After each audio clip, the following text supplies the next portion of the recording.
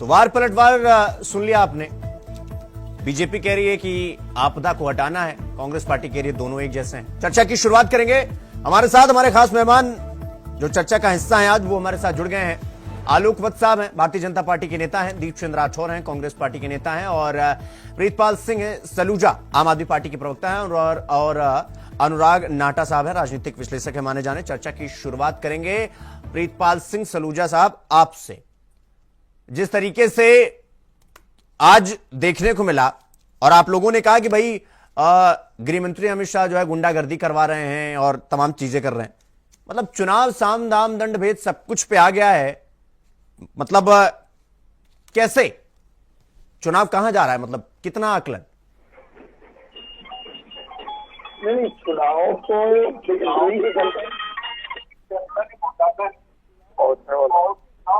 तो पहुंचने वाला जा रहा है, तो आम आदमी पार्टी अपने काम के उसके आधार पर चुनाव शुरू जा रहा है। हाँ, उसको मोड़ने के लिए भारतीय जनता पार्टी और दो दरवाजे। प्रीतपाल जी आप अपना फोन कान के पास लगा लीजिए तो आपकी आवाज अच्छे से आ सकेगी और हम सुन भी अच्छे से पाएंगे। जी, एक बार फोन कान पे लगा लीजिए, इसके बाद आपकी आवाज ठीक ढंग से आएगी। अभी आपकी आवाज आ नहीं रही है सही से। भारतीय जनता पार्टी जी, दिल्ली का चुनाव था, आपको याद होगा जब 2020 पिछला जब चुनाव हुआ था दिल्ली का, हाँ, तब यही भारतीय जनता पार्टी ने दिल्ली में शाहीन बाग, हरामजादे और पता नहीं क्या क्या भाषाओं का इस्तेमाल करके दिल्ली में पूरा अमला लगाने के बाद देश के प्रधानमंत्री जी, देश के गृह मंत्री जी और न जाने कितने राज्यों के मुख्यमंत्री लगा के इन्होंने 2020 में उथल पुथल करने की दिल्ली की कोशिश की। अंतोगतवा क्या हुआ, दिल्ली वालों ने उनको बाय बाय कर दिया कि दिल्ली में पढ़े लिखे लोग हैं, दिल्ली की जनता दिल्ली पे जो काम है उसके ऊपर अब उसी के आधार पर वोट देती है। वहां पे हिंदू मुस्लिम इस तरह की राजनीति भारतीय जनता पार्टी की फेल होती आ रही है, 13, 15, 20 में भी फेल हुई। इस बार भारतीय जनता पार्टी ने एक नया कार्ड खेला, कांग्रेस को भी चोर दरवाजे के साथ अपने साथ मिला लिया। अब कांग्रेस भी वही भाषा बोले, जो स्क्रिप्ट भारतीय जनता पार्टी के नेता देते हैं सेम स्क्रिप्ट जो है वो कांग्रेस के बड़े नेता, आले नेता, छोटे नेता, हर तरह के लोग इसको रोड पे कहने लगे हैं।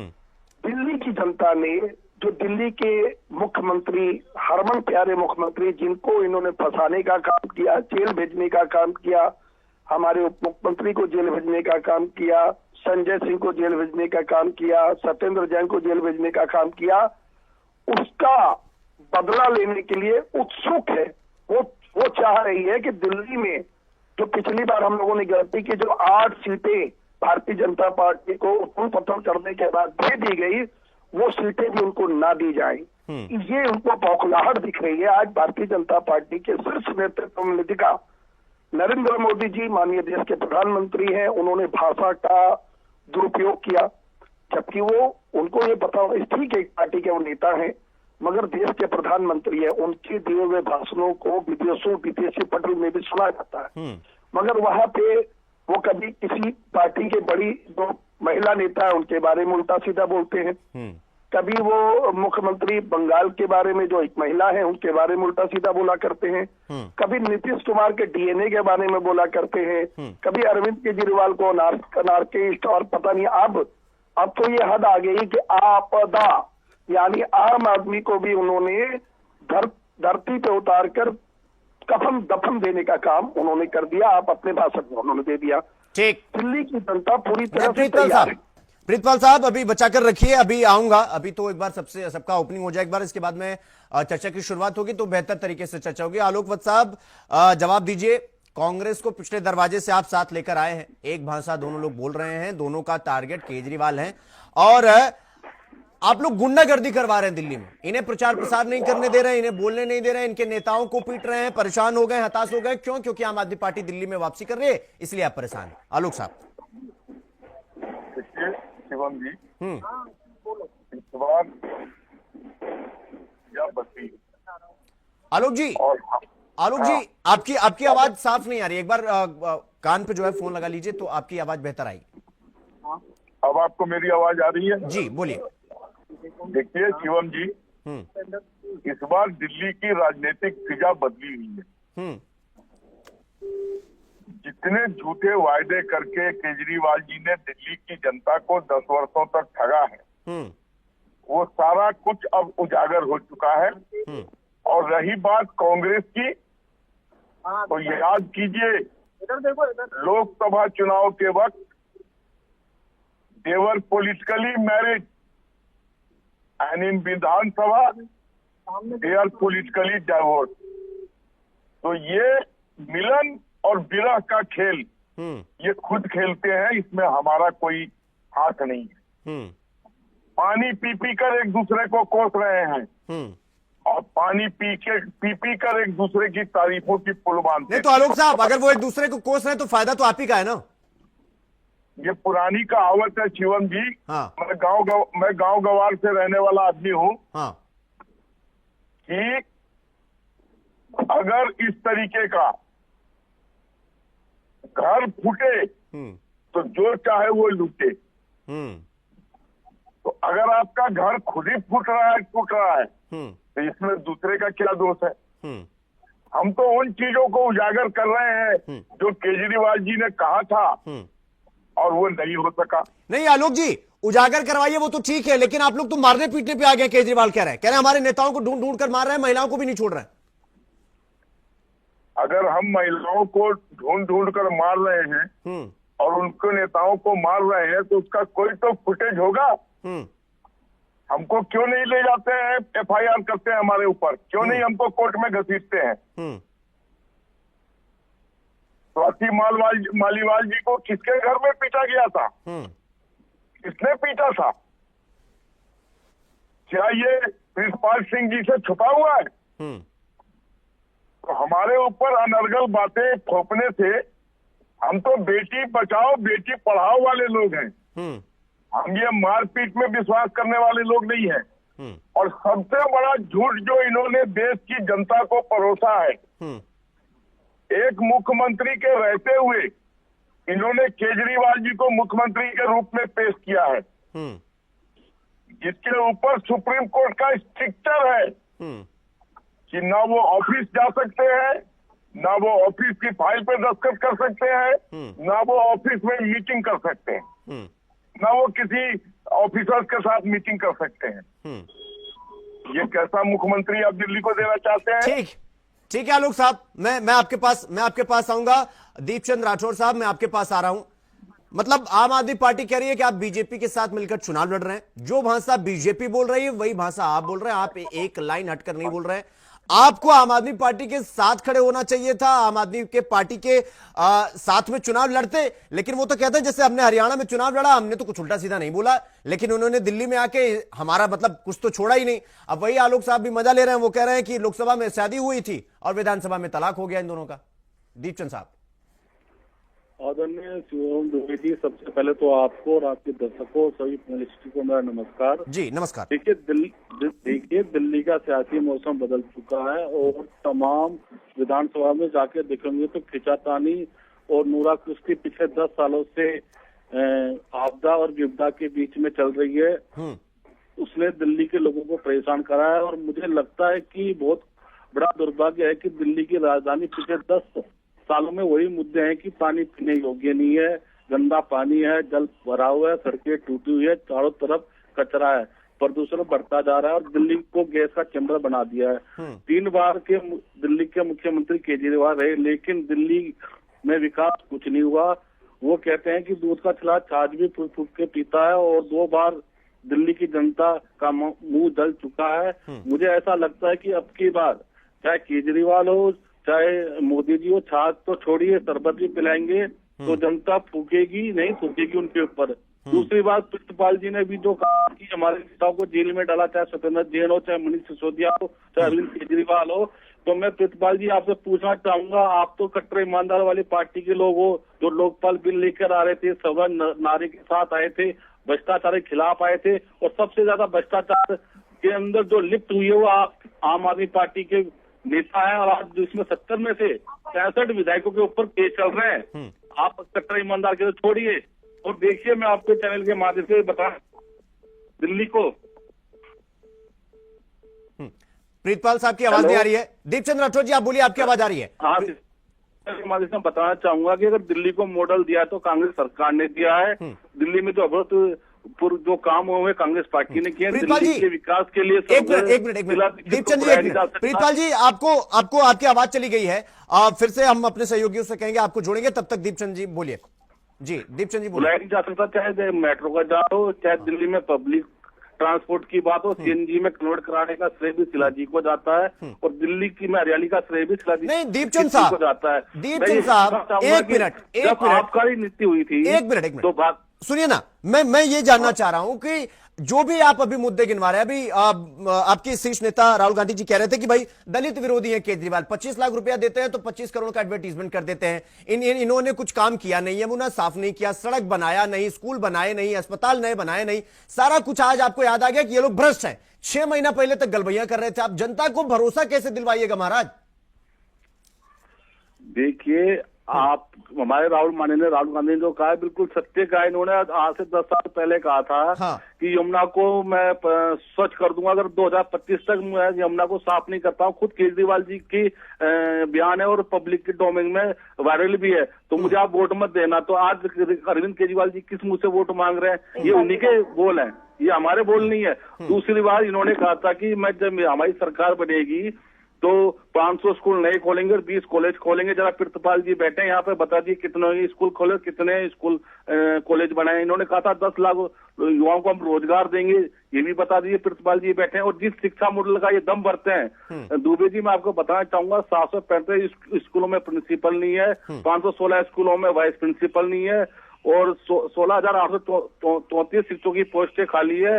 बजट के नाम पे, शिक्षा बजट के नाम पे अरविंद केजरीवाल ने 40% सालाना कटौती की है। 700 स्कूलों में से 10वीं और 12वीं के अंदर साइंस नहीं है।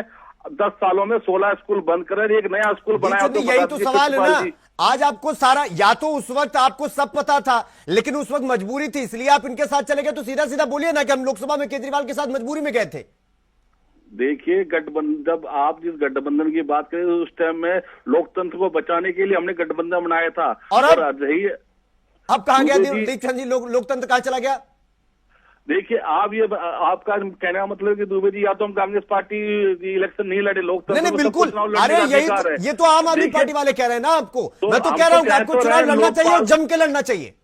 दुबे जी, हमने आपका ही नीति पर सबसे पहले मतलब एफआईआर किसने करी थी? कांग्रेस पार्टी ने। हाँ। आलोक जी से पूछिएगा, इनके 7 सांसद हैं, 8 विधायक और तमाम पार्षद कहाँ थे? क्या उस टाइम कुंभ के बैठे हुए थे? ठीक है दीपचंद जी, आलोक श्रीवास्तव से। बिल्कुल।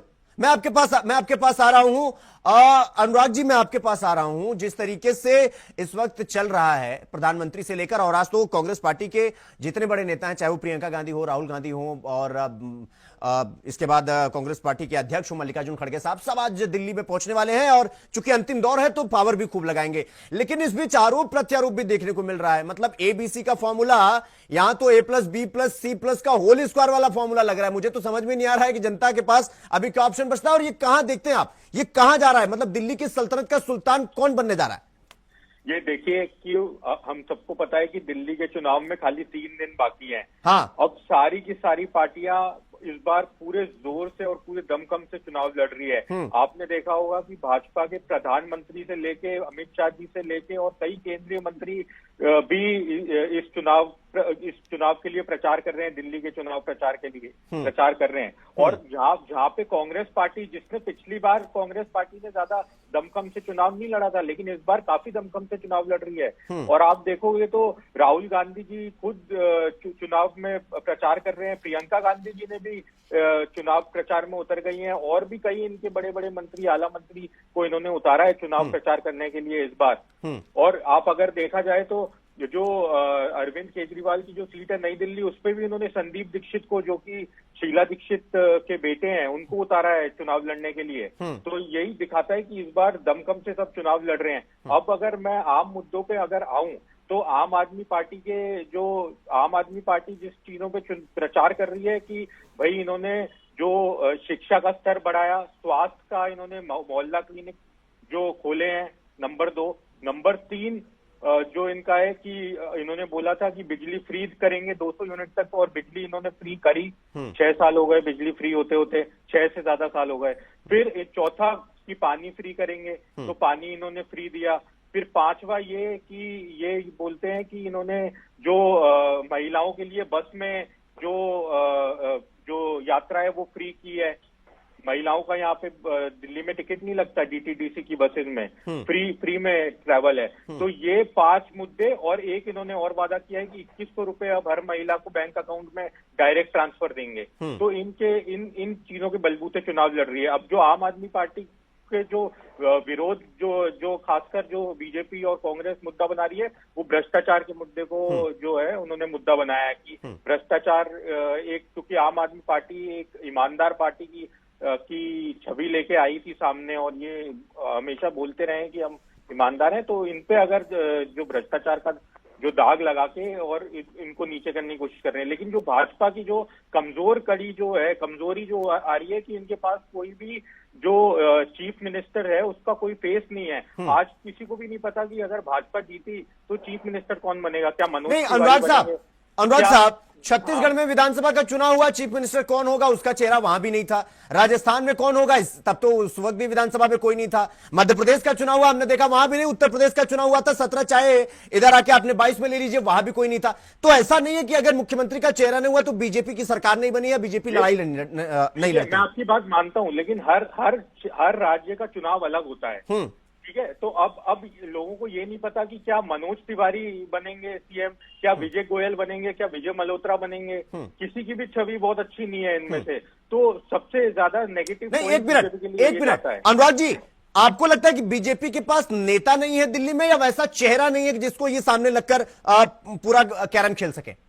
बिल्कुल वैसा एक चेहरा नहीं है बीजेपी के पास कि जिसको सामने रख के ये बोल सके कि हमारे पास इतना बढ़िया नेता है केजरीवाल की टक्कर का। तो ये उनके लिए जरूर एक नेगेटिव पॉइंट जाता है। और जहां तक मैं कांग्रेस की पे भी आऊंगा, कांग्रेस की जहां तक बात करूं तो पिछली बार के मुकाबले कई ज्यादा मजबूती से कांग्रेस चुनाव लड़ रही है। कम से कम 15 से 20 सीटें ऐसी हैं जहां पे त्रिकोणीय मुकाबला देखने को मिलेगा, और कांग्रेस भी अच्छे खासे 12 से 15% वोट भी लेके आ सकती है। ठीक अनुराग जी, ठीक है, मैं आपके पास आऊंगा। प्रीतपाल साहब, अब मैं आपके पास आ रहा हूं। अभी आपने ये कहा कि भाई दिल्ली की जनता पढ़ी लिखी जनता है, यहां अनर्गल बातें नहीं चलती हैं, और आपके नेता पढ़े लिखे नेता हैं, दिल्ली का विकास करते हैं। सारी बातें आपने कही। आपने कहा हमने स्कूल बनाया, हमने शिक्षा के क्षेत्र में काम किया, नए स्कूल बनाए, नए क्लासेस बनाए, नए अस्पताल बनाए, सब कुछ किया आपने।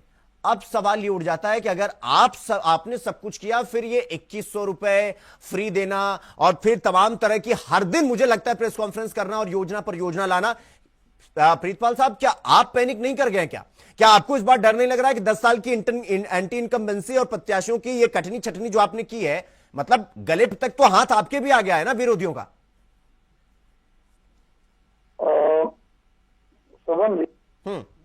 जो आपने बातें की हैं, मैं थोड़ा इसको और थोड़ा एक ऐड ऑन कर दूं। अनुराग जी ने जो बताया आपको कि दिल्ली के अंदर किस आधार पर दिल्ली की जनता के बीच में गए हैं, आधार के ऊपर क्यों नहीं चुनाव पे उतरते हैं। हम अरविंद केजरीवाल क्या पहन रहा है, नरेंद्र मोदी जी क्या पहन रहे हैं, सोनिया गांधी जी क्या पहन रही हैं, इनसे क्या लेना देना। आप दिल्ली में क्या डिलीवर कर रहे हैं? भारतीय जनता पार्टी 22 राज्यों में राज कर रही है, वो कहाँ पे वहां पे क्या डिलीवर कर रही है, इसके आधार पे नरेंद्र मोदी जी का 56 इंच जीना कहाँ चला जाता है। अभी आलोक बख्शी कह रहे हैं कि हम दिल्ली के अंदर इस बार सिनेरियो अलग है, दिल्ली के चुनाव का सिनेरियो अलग है। दिल्ली के चुनाव का सिनेरियो तो अलग रहा ही है। आम आदमी पार्टी ने, अरविंद केजरीवाल ने, जब हमारी पार्टी 2012 में 26 नवंबर को बनी थी तो ये बात कही थी, हम राजनीतिक पार्टी जरूर एक मजबूरी हमारी बनाने जा रहे हैं, हम राजनीति सिखाने आ रहे हैं, हम राजनीति करने नहीं आ रहे। हमने करके दिखाया। जब 2013 में हमारी सरकार आई तब कांग्रेस के हमने अपने शर्तों के ऊपर समर्थन लिया और अपने शर्तों पे हमने कुर्सी को लात भी मार दिया। फिर दिल्ली की जनता ने हमें 15 में मौका दिया, 20 में मौका दिया, इस बार भी मौका देगी। आप बता दें, नरेंद्र मोदी जी आज उनको इतना अच्छा मौका मिला था, अच्छी स्टेज उनको मिली थी। यहाँ से योगी आदित्यनाथ जी उत्तर प्रदेश से वहां गए तो उनके पास मौका मिला था, उत्तर प्रदेश की गिनती गिनवा रहे थे कि साहब हमने इतने प्राइमरी स्कूल अच्छे करा दिए। मैं नहीं करा पाए क्योंकि उत्तर प्रदेश में 26,000 प्राइमरी स्कूल बंद हो चुके हैं, 13,000 अस्पतालों में ताला लग चुका है। यहाँ तक कि महाकुंभ के नाम पे राजनीति हो रही है। 18 घंटे तक योगी आदित्यनाथ जी, नरेंद्र मोदी जी, अमित शाह जी, इनके बड़े नेता, छोटे नेता, कोई भी इस बात पे नहीं कहते, वो इस बात को मानते ही नहीं कि महाकुंभ में भगदड़ मची। 60% से ज्यादा आपने महाकुंभ में वीआईपी कल्चर बना रखा है। आप देखिए, आपने खाली कहने पे हिंदू नेता और लोग इतने बड़े मूर्ख नहीं है दिल्ली वाले। दिल्ली वाले आपकी बातों में नहीं आने वाले। दिल्ली वाले शिक्षा, स्वास्थ्य, सड़क, बिजली, पानी, इसके ऊपर काम करेंगे। नरेंद्र मोदी जी को अच्छा चाहिए तो था। प्रीतपाल साहब, आपको लगता है ग्रंथियों को, पुजारियों को आप 18,000 रुपए का वादा कर देंगे तो आपकी बातों में आ जाएंगे? नहीं, ये आपकी सोच है सर। नहीं, प्रीतपाल साहब, जब जो पैरामीटर उन पर लागू होगा वही तो आप पर लागू होगा ना महाराज। हम में तो सब वही खड़े हैं। आप देखिए, हर पार्टी की अपना क्राइटेरिया, हमारा क्राइटेरिया है कि जिसको भगवान ने कम दिया, जिसको ऊपर वाले ने कम दिया, वो सरकारों के पास अगर बल है तो वो जनता के बीच में जनता के टैक्स से पैसे देना चाहिए। हम एक काम खाली पुजारियों को थोड़े दे रहे हैं, सही बात। हम तो गुरुद्वारे के ग्रंथियों को भी दे रहे हैं। तो ये कहना कि सिर्फ ये कहना कि पुजारियों को दे रहे हैं, हम तो शिक्षा पे भी काम कर रहे हैं, हम स्वास्थ्य पे भी काम कर रहे हैं, हम महिलाओं को बसों में आवागमन, उनको सशक्तिकरण करने के लिए उनको बसों में फ्री मुफ्त उनकी यात्राएं करा रहे हैं। नहीं तो प्रीतपाल साहब, ये स्वास्थ्य में साफ स्वच्छ पानी आता है कि नहीं आता है? नहीं, देखिए बात हमारी समझिए। हमने 4 वादे किए थे 2020 में। अरविंद केजरीवाल ने बड़े मन से इस बात को कहा। क्या नरेंद्र मोदी जी ने 2014 के वादे में 2019 में इस बात को कहा कि 2014 में मैं ये नहीं कर पाया, मैं 2019 में करूंगा।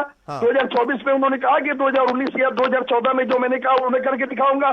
तो अरविंद केजरीवाल में बल है। उन्होंने कहा कि ये 4 वादे जो मैंने बड़े मुख्य वादे किए थे उसको मैं पूरा नहीं कर पाया हूं क्योंकि इन्होंने हमारी सरकार को चलने ही नहीं दिया। 2 साल 2.5 साल हो गए हमारे बड़े बड़े नेताओं को जेल में भरने का काम। माननीय सुप्रीम कोर्ट ने बार बार इस बात को कहा कि कोई सबूत हो तो लेके आओ, मैं इनको जेल में डालूं। मैं तो चाह रहा हूं कि जेल में डालूं, इनके पास प्रूफ नहीं था तो सारे हमारे नेता बाहर आ गए। प्रीतपाल साहब, एक सवाल और ले लेता हूं, उसके बाद मैं आलोक जी के पास जाऊंगा। ये राहुल गांधी जी कह रहे हैं कि दलित विरोधी हैं आप लोग, झूठ बोलते हैं, मक्कारी करते हैं। देखिए, राहुल गांधी जी बहुत बड़े नेता हैं। उनके ऊपर बहुत बड़ा प्रेशर है, उनको पता है उनको किस बात से इन शब्दों का इस्तेमाल कर रहे हैं। ये दिल्ली के, देश के दलित समाज के लोग जानते हैं। भीमराव बाबा साहब अंबेडकर जी के नाम पर दिल्ली में हमने शिक्षा का प्रचार प्रसार बढ़ाया। दिल्ली के अंदर हम लोगों ने बच्चों को ट्यूशन देने का काम, जो प्राइवेट ट्यूशन 4 लाख, 5 लाख, 6 लाख दलित समाज के बच्चों को उनको देने का काम किया। उनको डॉक्टर बनाने तक की, इंजीनियर बनाने तक की क्षमता उन बच्चों में थी, उनको मदद करने का काम बाबा साहब भीमराव अम्बेडकर जी के नाम पे किया। ये पहली सरकार होगी देश की, चाहे दिल्ली ले लीजिए, पंजाब ले लीजिए, जहां पे भीमराव अम्बेडकर जी की मूर्ति पीछे मिलेगी, महात्मा गांधी जी की पीछे मूर्ति मिलेगी, ना वहां पे अरविंद केजरीवाल की मूर्ति मिलेगी, ना मनीष सिसोदिया की मिलेगी, ना भगवंत मान की मिलेगी। है दम इनमें। ये तो वहां पे टॉयलेट में भी अपनी फोटो लगा के बैठे हुए हैं। भारतीय जनता पार्टी ना मुद को छोड़ती है, ना गोबर को छोड़ती है। चलिए, भारतीय जनता पार्टी का कोई ठीक है प्रीतपाल साहब, चलिए आलोक जी जवाब दीजिए। असल मुद्दों पर अरविंद केजरीवाल चुनाव लड़ रहे हैं और उन्होंने तो साफ तौर पर कहा कि जो काम हम नहीं कर पाए, हमने खुले मंच से कह दिया कि हम ये काम नहीं कर पाए। दम है तो आपके नेता बोल के दिखा दें। वो कह रहे हैं हमने जो कहा हमने वो किया और इस बार इसी दम पर फिर से चुनाव लड़ रहे हैं और इसमें कोई संदेह नहीं है कि इस बार फिर से वापसी होगी। बीजेपी देखे। और बात बात पे सवाल आप पे भी उठता है कि नेता तो मतलब मुख्यमंत्री पद का वो आपके पास भी चेहरा नहीं है, इसीलिए आप किसी को आगे नहीं कर रहे हैं क्योंकि क्रेडिबिलिटी नहीं। देखिए शिवम जी, हमारे पास नेताओं की फौज है और हम नए नए लोगों को, नौजवान साथियों को आगे लाकर और उनको बड़ी बड़ी जिम्मेदारियां दे रहे हैं। इसका साक्षात उदाहरण है उड़ीसा, मध्य प्रदेश, राजस्थान, छत्तीसगढ़, उत्तर प्रदेश। और अच्छा काम कर रहे हैं, उत्कृष्ट काम कर रहे हैं अपने अपने राज्यों में और दोबारा चौबारा रिपीट हो रहे हैं। लेकिन मैंने फिर कहता हूँ, इस बार दिल्ली की राजनीतिक छवि, राजनीतिक फिजा बदली हुई है। अभी भी प्रीतपाल जी के उप मुख्यमंत्री और इनके मुख्यमंत्री के चेहरा ये दोनों कोर्ट की नजर में विचाराधीन कैदी हैं। अगर इनके ऊपर स्ट्रिक्चर आ गया और इनके ऊपर सजा कायम हो गई तो तेरा क्या होगा कालिया? अभी ये भूल रहे हैं, ये बरी नहीं हुए हैं, ये जमानत से बाहर आए हैं। और रही बात, इन्होंने कहा था कि स्वच्छ पानी पेयजल दूंगा हर घर में। शिवम जी, आपके चैनल ने ही बेसब्री से दिखाया था टैंकर माफिया का साम्राज्य। मुझे याद है, मैंने इंडिया वॉइस पर डिबेट किया था जब टैंकर माफिया दिल्ली के जनता को लूट रही थी।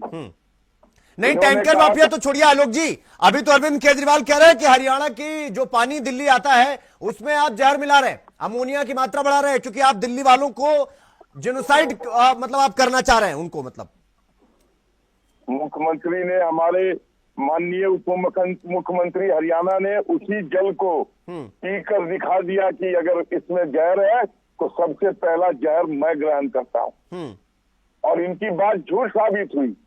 इन्होंने पूर्व में भी राहुल गांधी के ऊपर और नरेंद्र मोदी जी पर बेबुनियादी आरोप लगाए थे और फिर सुप्रीम कोर्ट में जाके माफी मांगा। ये झूठ बोलने के आदी हो चुके हैं। इन्होंने कहा था कि मैं दिल्ली की जमुना को साफ कर दूंगा। क्या हाल है दिल्ली की जमुना का? इन्होंने कहा था कि मैं दिल्ली में टेरिस बना दूंगा। जब बारिश का मौसम आया तो आईटीओ में घुटने भर पानी में खड़ा होकर आलोक वत्स को डिबेट करना पड़ा। नाली का गंदा पानी, एक भी नाले की गारंटी सफाई नहीं। आलोक जी ठीक है, मैं आपके पास आऊंगा। दीपचंद राठौर साहब, आप ही के पास आ रहा हूं। दीपचंद राठौर साहब, कांग्रेस पार्टी से अगर आम आदमी पार्टी से पूछे तो आम आदमी पार्टी वाले कहते हैं कि भाई आप बीजेपी की बी टीम है, और अगर बीजेपी से पूछे तो कहते हैं आप आम आदमी पार्टी की टीम है। ये ए बी सी में, सी तो सबसे साइड में है, ये सी बीच में क्या कर रहा है? ए सी बी हो गया है पूरा। दीपचंद साहब। आदरणीय दुबे जी, ये दुनिया को जब जाहिर है, जब अन्ना हजारे को इन्होंने धोखा दिया था तब तो बताया कि भारतीय जनता पार्टी आरएसएस वालों ने किसको सपोर्ट करा था, वो सबको पता है। तो ये भारतीय जनता पार्टी की बी टीम है, आम आदमी पार्टी। और देखिए, मैं आपके चैनल के माध्यम से बताना चाहूंगा, प्रितपाल जी ने और आलोक भाई ने बड़ी बड़ी बातें करी है। तो आप मैं बताना चाहता हूँ कि देखिए, शराब हो चाहे शिक्षा हो चाहे डीटीसी हो चाहे जल बोर्ड हो, शौचालय, बिजली घोटाले करके दिल्ली सरकार को 10 सालों से लूटने का काम किया है। और प्रितपाल भाई जो अभी याद दम भर रहे हैं कि हमने फ्री में दिया, तो आपको बताना चाहता हूँ कि जो आप कह रहे हो कि हमने मुफ्त में बिजली और मुफ्त में पानी दे रहे हो, इसी साल के इकोनॉमिक सर्वे आप दिल्ली ने बताया कि दिल्ली जल बोर्ड के ऊपर 60,000 करोड़ रुपया और बिजली कंपनी पर 80,000 करोड़ रुपया का कर्जा है। यह है प्रितपाल जी सच्चाई। और दूसरी बात दुबे जी, हर बार जुमलेबाजी होती है लेकिन हालात बद से बदतर होते जा रहे हैं। दुख की बात है कि दोनों राजनीतिक दल, आपदा और विपदा, जो मेरे लेफ्ट और राइट में बैठी है, जो नूरा कुश्ती यमुना पे कर रही है, कभी शीश महल पे कर रही है, कभी राजमहल पे कर रही है। बेहतर होता कि भारतीय जनता पार्टी के साथ सांसद, नगर निगम, केंद्र की सरकार, आम आदमी पार्टी के विधायक मुलाकात करते, बैठते और एक साफ सुथरी यमुना दिल्ली वासियों को देते। लेकिन आज देखने को क्या है कि राजनीति इतनी हैवी हो चुकी है। मुझे वो दिन याद आता है जब अटल जी प्रधानमंत्री थे और शीला दीक्षित मुख्यमंत्री थी। अटल जी ने शीला जी का हाथ पकड़ा, मेट्रो में बैठाया और दिल्ली मेट्रो का उद्घाटन दोनों ने मिलकर किया, क्योंकि राजनीति को परे रखकर किया, क्योंकि दिल्ली सर्वप्रिय थी, दिल्ली के लोग हमारे लिए सर्वप्रिय थे। लेकिन आज क्या है, दोनों की नूरा कुश्ती में, सांप्रदायिकता की आग में दिल्ली को झोंका जा रहा है। आज प्यारी दिल्ली में जो दिल्ली कहते ग्रीन दिल्ली हुआ करती थी शीला जी के टाइम पे, आज वो सबसे दिल्ली वायु प्रदूषण में नंबर 1 हो चुकी है। प्रितपाल जी आप दम तो बहुत भर रहे हैं, इनसे पूछिए आपने कौन सी विधानसभा के अंदर एक भी स्कूल बताया तो मुझे आप बता दीजिए। प्रितपाल जी मैं आपको चैलेंज दे रहा हूँ, कितने रोडों का उद्घाटन करा ये भी बता के जाइएगा आप कि मैंने हमारी सरकार में इतने रोडों का उद्घाटन करा। देखिए, और आलोक जी जो दम भर रहे हैं, तो आलोक जी को एक पता होना चाहिए कि 2023 के अंदर एक कमेटी बनाई गई थी जिसके अंदर एलजी उनको चेयरमैन बनाया था कि यमुना आपको साफ करना है। तो कहीं ना कहीं तो आलोक जी आपकी भी जिम्मेदारी बनती है, आप केंद्र में बैठे हो, आप एक बोल दूसरे तरफ डाल रहे हो, दूसरे बोल दूसरे पाले में फेंक रहे हो। लेकिन दिल्ली के विकास के लिए, दिल्ली की उन्नति के लिए, दिल्ली की जनता के लिए कोई काम नहीं कर रहा है। अगर काम किया है तो कांग्रेस पार्टी ने किया है। इस बार आप देखिएगा 5 तारीख का चुनाव चिन्ह होगा और 8 तारीख के अंदर दिल्ली की सरकार पूर्ण बहुमत से बनने जा रही है। दुबे जी ठीक है दीपचंद साहब, जल्दी से प्रीतपाल साहब जल्दी से आप जवाब दे दीजिए, उसके बाद फिर मैं अनुराग जी के पास जाऊंगा जल्दी से। कि पहले आपने देखा आलोक भट्ट साहब के मुंह से साफ निकल गया, उन्होंने नरेंद्र मोदी जी के साथ किसका नाम लिया? राहुल गांधी जी का। और जब कांग्रेस के मित्र हमारे जब बोल रहे थे दीपचंद राठौर जी, तभी उनके भाषा में वो बात निकल आई कि भाजपा और कांग्रेस का, तो अंदर खाते में दिल्ली के लिए कोई भी काम नहीं। लोकपाल बिल कहाँ है? आपने 2013 में कहा था कि हम लोकपाल बिल लेकर आएंगे। मैंने बोला नहीं, मेरी आदत है बोलने के अंदर बोलने की। हमें बताइए ना, आप लोगों कब तक बेवकूफ बनाएंगे?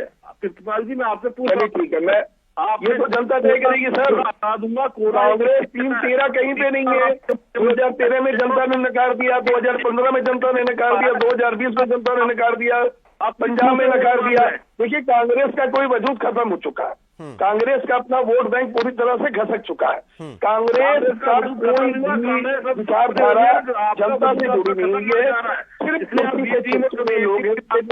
लोग जब तक शीर्ष नेतृत्व इनका देश के प्रति जागृत नहीं होगा, कांग्रेस कभी नहीं उठेगी। लिख लीजिए, आम आदमी पार्टी का आने का ही, उदय होने का ही सबसे बड़ी गलती थी वो कांग्रेस ही थी।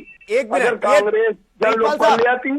प्रीतपाल साहब, दीपचंद राठौर साहब, अभी मनी आपके इन शब्दों को सुनने के बाद उन्हें यही याद आ रहा होगा कि किसी भी पेड़ के कटने का किस्सा ना होता अगर कुल्हाड़ी के पीछे वो लकड़ी का छोटा सा हिस्सा ना होता। अगर वो आपका हाथ पकड़ के आपको इस पार नहीं करवाए होते तो आप इस वक्त आप ये नहीं कहते कि कांग्रेस का जनाधार खत्म हो गया। उनका जनाधार गया तो कहाँ गया? आपके पास गया। वही जनाधार पाया, हमने किसी का हाथ नहीं पकड़ा था, हमने किसी का हाथ नहीं पकड़ा था। ये हमारे दरवाजे हमारे समर्थन में आए थे। चलिए दीपचंद राठौर साहब, आप कहते हैं इनका हाथ पकड़ के वापस लाने के लिए। बिल्कुल ये आपकी सोच है। हमारे पास खुद राहुल गांधी जी ने हमारी पार्टी को कहा था कि हम आपका समर्थन करेंगे। आपने 2013 निकल गया, उसके बाद 15 में हमने 25 पूरी ताकत के साथ सरकार में गए। 2020 में पूरी ताकत के साथ जनता के बीच में है। 2025 में भी जनता के बीच में दिल्ली की जनता आपको जनता के बीच में और दिल्ली की जनता को समझ नहीं चाहिए, आदमी नहीं चाहिए, राज्यों में नहीं चाहिए, वो आदमी चाहिए दिल्ली के विकास की बात, दिल्ली की उन्नति की बात, कांग्रेस के बात कहने को कुछ है न भारतीय जनता पार्टी को कहने को। दोनों गालियां बकने वाले हैं। अब दिल्ली की जनता को भी गाली बकने को भी गाली बकेंगे, आपको गाली बकेंगे, छोटे छोटे नेताओं को मारेंगे। एक मिनट प्रीतपाल साहब, दीपचंद साहब, मैं आपके पास आऊंगा। अनुराग जी, मैं आपके पास अनुराग जी, आमतौर पर किसी राज्य में विधानसभा का चुनाव अगर होता है, चाहे छत्तीसगढ़ ले ले, राजस्थान ले ले, मध्य प्रदेश ले ले, वहां मुद्दे भाजपा सेट करती है और लीड करती है, 2.5 कदम आगे चलती है बाकी पार्टियों की तुलना में। लेकिन दिल्ली में क्या हुआ? दिल्ली में अरविंद केजरीवाल ने बीजेपी को कहीं वो एज नहीं दिया आगे जाने का। जैसे जब ये मुद्दा उठा कि भाई अरविंद केजरीवाल ने कहा था कि अगर मैं यमुना साफ ना कर पाऊं तो मुझे 2025 में वोट मत दीजिएगा। अब ये मुद्दा अरविंद केजरीवाल को घेरा तो अरविंद केजरीवाल ने ये ला दिया कि भाई यमुना में तो जहर मिलाया जा रहा है, जहर की तरफ लेके भाग गए। वहां सैनी साहब चले गए, पानी का आचमन करने चले गए। तो क्या अरविंद केजरीवाल बीजेपी को अंततोगत्वा, चुनाव अब तो आ गया, 48 घंटा बचा है, क्या अरविंद केजरीवाल ने वो एज नहीं दिया? और क्या दिल्ली में बीजेपी ने वो जगह नहीं बना पाई जहां ये मुद्दे खुद सेट करें और दूसरी पार्टियों को लीड करने का मौका दे, मतलब पीछे पीछे लेके आए? अनुराग साहब। बिल्कुल बिल्कुल जी, बाकी राज्यों में जो है, या आप सही कह रहे हैं, बीजेपी ने नैरेटिव सेट किया, लेकिन जो दिल्ली है, दिल्ली में आम आदमी पार्टी लगातार नैरेटिव सेट कर रही है बहुत सालों से। क्योंकि एक तो आम आदमी पार्टी की पहली बात सरकार भी है, ऊपर से जो अरविंद केजरीवाल जी का व्यक्तित्व है और जो जिस तरीके की वो वक्ता है, जो उनका बोलने का तरीका है, वो जो है वो इसलिए भी वो जो, और उनमें बहुत दिमाग है, बहुत समझदारी के साथ वो नैरेटिव सेट करते हैं। तो इसलिए जो है यहाँ पे जो है वो आम आदमी पार्टी वर्सेस एक ऑपोजिशन टाइप का जो चुनाव है वो हो रहा है। और एक तरीके से जो मैंने आपको बताया, जैसे कि भाजपा जो है, भाजपा कोशिश तो बहुत कर रही है एंटी इनकम्बेंसी जो है और जो भ्रष्टाचार का मुद्दा उठा के सत्ता वापस से छीनने की, लेकिन उनमें भी कुछ कमियां हैं। अब जैसे अगर फ्री बिजली और फ्री पानी आम आदमी पार्टी ने दिया, तो पहले ये बोलते आते थे कि फ्री की रेवड़ी दे रहे हैं, फ्री की रेवड़ी दे रहे हैं। लेकिन आज की डेट में इनका जो स्टैंड है वो अचानक से बदल गया। अब ये कह रहे हैं कि नहीं नहीं नहीं, अगर हम सरकार में आएंगे तो हम सारी स्कीम कंटिन्यू रहेगी जैसे कि तैसी है। अगर फ्री की रेवड़ी है और अगर इकोनॉमी को नुकसान हो रहा है तो आप बंद करो ना, कंटिन्यू क्यों करोगे? लेकिन अब ये कह रहे हैं कि हम सरकार में आएंगे तो हम भी कंटिन्यू करेंगे, क्योंकि इनको पता है कि अगर दिल्ली की जनता को ये लग गया कि अगर सरकार चेंज हुई और अगर जो चीजें मुफ्त में मिल रही है उसके भी पैसे देने पड़ गए तो इनके नुकसान होगा। ये जो कहा जाता है कि भाई इस बार के चुनाव में इंटरेस्टिंग ये है कि अरविंद केजरीवाल के खिलाफ 10 साल की एंटी इनकम्बेंसी है और वो क्रेडिबिलिटी का क्राइसिस बीजेपी दिखाने की कोशिश कर रही है कि देखिए अरविंद केजरीवाल ने जो कहा वो नहीं किया और जो पहले कहते थे वो तो बिल्कुल ही नहीं किए। अब सवाल ये कि क्या क्रेडिबिलिटी का मतलब वो जो क्राइसिस चल रहा है वो वर्क करने वाला है या नहीं, और एंटी इनकम्बेंसी को कहा देखते हैं क्या वो वर्क कर रहा है दिल्ली चुनाव में या नहीं?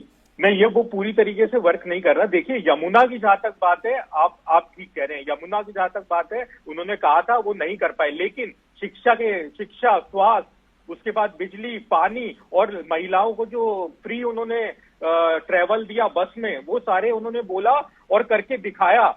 और इस बार भी जो अरविंद केजरीवाल कह रहे हैं कि 2100 रुपए महिलाओं के बैंक अकाउंट में देंगे, तो लोगों को विश्वास है कि अगर वो कह रहे हैं तो देंगे। तो भाजपा भले ही अब कह रही है कि हम 2500 रुपए देंगे, लेकिन भाजपा की बातों पे कोई विश्वास नहीं कर रहा, क्योंकि इन्होंने एक बार इनके गृह मंत्री ने ये भी कहा था कि 15-15 लाख रुपए बैंक अकाउंट में डालेंगे, लेकिन नहीं डाले आज तक। तो इसलिए जो अरविंद केजरीवाल की क्रेडिबिलिटी आज भी बरकरार है, आज भी दिल्ली का आदमी उस पर भरोसा करता है। अगर आज भी वो कह रहे हैं कि 2100 रुपए वो महिला के बैंक अकाउंट में डायरेक्ट देंगे तो सबको विश्वास है कि हाँ वो देंगे, अगर उन्होंने बोला है तो वो देंगे। ठीक है आलोक जी जवाब दीजिए, अगर उनका मैनिफेस्टो है उसमें जो स्कीमें हैं, योजनाएं हैं, वो अगर रेवड़ी है तो आप पीछा उनका क्यों कर रहे हैं? वो 2100 पे देंगे महिलाओं को तो आप तो 2500 रुपए चले गए, आप तो 2 हाथ आगे और चले गए। यानी अरविंद केजरीवाल जो रूट फॉलो कर रहे थे आपको भी वही फॉलो करना पड़ रहा है।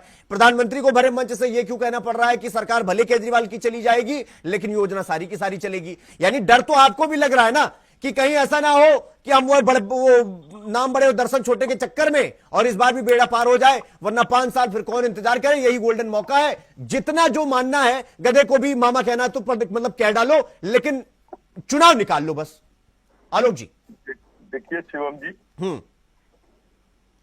हिंदुस्तान में अगर रेवड़ी बांटने के किसी प्रणेता का नाम इतिहास में दर्ज होगा तो उसका नाम अरविंद केजरीवाल होगा।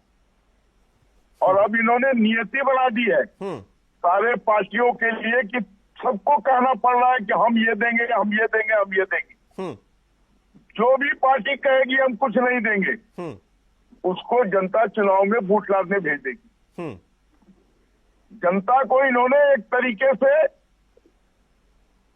बंद कर दिया है। नहीं तो आलोक साहब या तो आप इसकी काट निकालिए और या फिर ये रेवड़ी कहना बंद करिए। मतलब दोनों पाले में आप ही नहीं हो सकते ना, एक तो आपको डिसीजन लेना पड़ेगा, या तो आप मत दो रेवड़ी और कहो कि इसका काट ये है हम ये देंगे, और या तो ये बात मानिए कि रेवड़ी नहीं है क्योंकि हम भी दे रहे हैं। हाँ, अब ये रेवड़ी नहीं।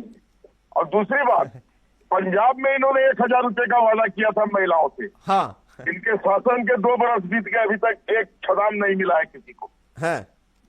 और पंजाब की इकोनॉमिक सिचुएशन बहुत डामाडोल है। तो दिल्ली में ये देंगे या नहीं? पंजाब में जब नहीं दिए तो दिल्ली में देंगे, इसकी क्या गारंटी है? राजनीतिक इफेक्ट आप कह रहे थे जो करते हैं, तो पंजाब में 1000 कहा था तो क्यों नहीं दिया 2 साल में? शिवम जी मैं जवाब दे दूं। 3 साल हो गया, 3 साल। प्रीतपाल साहब जल्दी से। हाँ प्रीतपाल साहब जल्दी से। मैं आलोक पक्षी को ये याद दिला देना चाहता हूँ, देश के 140 करोड़ की आबादी में 86 करोड़ लोगों को 5 किलो राशन मुफ्त का देने वाले प्रधानमंत्री रेवड़ी नहीं बांट रहे थे। शर्म आनी चाहिए भारतीय जनता पार्टी के प्रवक्ता को, जो नरेंद्र मोदी जी वहां पे दिल्ली के अंदर भाषण दे रहे। 5 किलो का राशन आपने भिखारी बना दिया देश की जनता को। एक मिनट प्रीतपाल साहब, एक मिनट प्रीतपाल साहब, यमुना सफाई का वादा किया था आपने, कांग्रेस पार्टी कहती है आपने एक नया डैम नहीं बनाया, आपने एक नई मशीन जो है नहीं लगाई कि पानी साफ हो, और आपने कुछ काम नहीं किया। अब आप कह रहे हैं जहर मिला दिया हरियाणा ने। पैसे से आप उनको भिखारी बना रहे, आपको रेवड़ी नजर आती है। देखिए भारतीय जनता पार्टी का जो साम दंड दे दिए सब कुछ नहीं चलने वाला दिल्ली के अंदर। दिल्ली में आम आदमी पार्टी की अरविंद केजरीवाल के ऊपर विश्वास करते हुए दिल्ली की जनता वोट देगी। और 8 तारीख को जब खुलेगा, 5 तारीख को वोट देने के बाद वहां पे एक भी सीट भारतीय जनता पार्टी को नहीं मिलेगी। आज नोट कर लीजिए, वो उस दिन वोटिंग वाले भी दिन जिस दिन गिनते हुए मैं बैठूंगा आपके साथ। और कांग्रेस को कितनी सीट मिलेगी? देखिए, कांग्रेस तो ना 13 में थी, ना 15 में थी, ना 20 में थी। कांग्रेस तो 0 था, 0 ही रहेगा। कांग्रेस जबरदस्ती बेगानी दीपचंद राठौर साहब जवाब दीजिए। वो कह रहे हैं ना 13 में, ना 15 में, बिल्कुल नहीं है। ना 20 में, ना 25 में। मतलब आप कहीं है ही नहीं, वो तो नकार रहे हैं आपको पूरी तरीके से। प्रिंसिपाल जी को मुंगेरी लाल के हसीन सपने देखने से मैं नहीं रोक सकता हूँ। जवाब 8 तारीख को जब भारतीय जनता पार्टी का मुख्यमंत्री जवाब दे रहा है, बैठूंगा आपके चैनल पर, जनता पार्टी और कांग्रेस एक है। तो दिल्ली की जनता इस न्यूज को देख कर समझ लीजिए। सवाल आपने पूछा, दीपचंद जी से जवाब मिल रहा है लोकसभा में। ये अच्छी बात है कि अरविंद केजरीवाल ने नब्ज पकड़ ली है इन दोनों की। लोकसभा में वो नब्ज दबा देते हैं और ये अपनी भाषा पे आ जाते हैं। इसका जवाब दे दीजिए। लोकसभा में आपदा कह रहे थे, लोकसभा में आपदा तो महाकुंभ में हुई। दर्जनों लोग खत्म हो गए, किसी की माँ, किसी का पिता, किसी का बच्चा, किसी का बेटा वहां खत्म हो गया। 18 घंटे तक इन्होंने आपदा मोड़। वहां पे क्या कर रहे हैं? राजनीति। योगी आदित्यनाथ जी यहाँ पे कुंभ को छोड़कर दिल्ली में राजनीति कर रहे हैं। नरेंद्र मोदी जी को यहाँ होना चाहिए और दिल्ली में भाषण दे रहे हैं। इनको चुनाव से मतलब है, देश की जनता से कुछ लेना देना नहीं। प्रिंसिपल साहब, हिंदू से प्यार है, ठीक, ना इनको मुस्लिम से प्यार प्रिंसिपल है, साहब आलोक जी, ना इनको सिख से प्यार है, 1 ना मिनट। इनको प्रिंसिपल साहब आलोक जी 1 मिनट। सुसायोजित ढंग से नहीं, ठीक है आलोक जी। प्रीतपाल सिंह 1 मिनट। दीपचंद राठौर जी, मेरी आवाज सुन पा रहे हैं आप? हाँ जी, दीपचंद राठौर साहब जी, अभी आपने सुना प्रीतपाल साहब कह रहे हैं न कि ना आप 13 में कहीं लड़ाई में थे, ना आप 15 में थे, ना 20 में थे, ना ही आप 25 में हैं। आप तो कहीं लड़ाई है नहीं। और वो अपना जो कॉम्पिटिटर मान भी रहे हैं वो बीजेपी को मान रहे हैं। वो तो कह रहे हैं कि आप तो बस सपोर्ट करने आए, आपको तो हम लड़ाई में मानते भी नहीं, आप धारा प्रवाह जा नहीं रहे, आप बस ऐसे ही आगे चुनाव लड़ने, क्योंकि हमें घेरना था, आपको हरियाणा का बदला लेना था हमसे, बस इसीलिए आप आए। आदरणीय दुबे जी, देखिए लोकतंत्र के अंदर सबको बोलने की स्वतंत्र आजादी है। और अब की बात प्रिंसिपाल भाई से मैं बताना चाहूंगा कि जिसकी भी सरकार बनेगी तो वो कांग्रेस की बिना नहीं बनेगी, चाहे आपकी सरकार हो, चाहे भारतीय जनता पार्टी की सरकार हो। नहीं तो आप 1 मिनट दीपचंद जी, अगर बीजेपी अगर जरूरत पड़ी तो बीजेपी का सपोर्ट करेंगे क्या आप दिल्ली में? वो वक्त बताएगा दुबे जी। वक्त आने दीजिए, वक्त का इंतजार करिए। 8 तारीख ज्यादा दूर नहीं है। आलोक साहब, जरूरत पड़ी तो दीपचंद साहब को गले लगाएंगे आप? Never, no never. प्रीतपाल साहब आप? जरूर। प्रीतपाल साहब गले लगाइएगा कि नहीं? सोच समझ के बोलिएगा। 8 तारीख ज्यादा दूर नहीं है। दिल्ली में अपने सरकार बना रही है, बनाएगी। नहीं, जरूरत पड़ी तो कांग्रेस को गले लगाइएगा कि नहीं? वक्त को भी खिलाऊंगा और दीपचंद जी को भी लड्डू खिलाऊंगा। अरे प्रीतपाल साहब, मैं ये कह रहा हूँ राजनीति में इन कंडीशन जरूरत पड़ गई तो गले लगाइएगा दीपचंद जी को। खुलेगा तो आम आदमी पार्टी की सरकार पूर्ण बहुमत से वहां बनने वाली है। ये भारतीय जनता पार्टी नहीं कि 2024 में 2040 में रोक दिया इन्होंने। वहां पे कांग्रेस दुबे जी देखिए, अगर सीटें कम पड़ गई तो छेती गले लगा लूंगा। ये भारतीय जनता पार्टी के वक्त भी जाने या दीपचंद जी जाने, इनके आपस में क्या मुरार कुश्ती चल रही है। आम आदमी पार्टी अपने जो काम है उसके आधार पर जनता के बीच में हम अपनी सरकार बनाने। चलिए ठीक है, समय का थोड़ा अभाव है। दीपचंद जी जल्दी से, आप कुछ कहना चाह रहे थे, जल्दी से। आदरणीय दुबे जी, मैं कहना चाहूंगा, देखिए अब की राजनीति के अंदर ऊंट किस खरवट बैठते हैं कहना बड़ा मुश्किल, चाहे आलोक जी हो चाहे प्रिंसिपाल जी हो। इन्हें अभी तक ये नहीं पता कांग्रेस पार्टी वो पार्टी है जिसका दम और खम रख दीजिए। आप भूल चुके 49 दिन की सरकार के अंदर सपोर्ट कैसे दिया था, प्रिंसिपाल जी ये भी शायद भूल चुके हैं। देखिए, जब आप यहाँ आज बैठे हो, कांग्रेस पार्टी को आप हल्के में मत लीजिए। कांग्रेस पार्टी की नेशनल पार्टी और आपकी वह हमारी पूर्ण बहुमत की सरकार बनने जा रही है। और आने वाले 8 तारीख को आप और हम सब एक साथ बैठेंगे और पता चल जाएगा किसके दम में कितना पानी है। चलिए भैया, पता चल जाएगा ये 8 तारीख को किस में कितना पानी है, कौन कितने पानी में भी है। चलिए, समय का थोड़ा अभाव है, चर्चा यही रोकनी पड़ेगी। आप सबका बहुत बहुत धन्यवाद। आलोक जय आपका भी, दीपचंद राठौर साहब आपका भी, प्रीतपाल साहब आपका भी, अनुराग आपका भी बहुत बहुत धन्यवाद हमसे जुड़ने के लिए और चर्चा में समय देने के लिए, शामिल होने के लिए। तो सवाल यही कि 48 घंटे से कम का समय बचा हुआ है। अब बारी है वोटरों की। चुनाव की प्रचार प्रसार थमने वाला है, बारी है वोटरों की और 8 को नतीजा आएगा और कौन कितने पानी में है ये सब सबके सामने आएगा। चर्चा में फिलहाल इतना ही। देश और दुनिया की तमाम खबरों को देखने के लिए देखते रहिए इंडिया फर्स्ट न्यूज़।